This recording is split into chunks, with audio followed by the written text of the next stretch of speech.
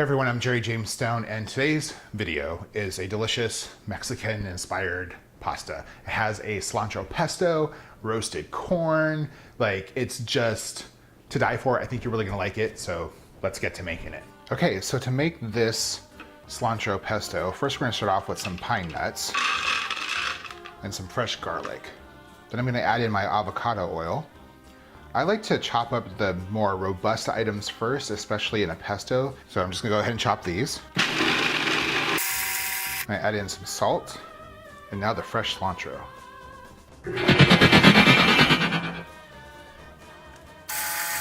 And there we go. We have our fresh pesto.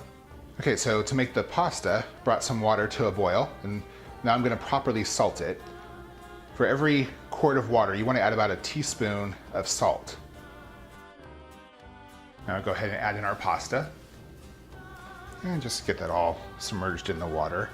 Just gonna cook the pasta al dente. There we go.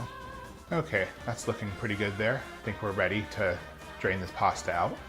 Okay, so I drained out the water. It's really important to never rinse your pasta, actually. It's a big no-no. If you really want your sauce, in this case, this delicious cilantro pesto, to stick, never rinse it. Okay, so now I'm just gonna mix in the pesto. I'm gonna add in some roasted corn. This is just canned roasted corn that I sauteed up just to warm it up. Nothing fancy here. Just mix that in.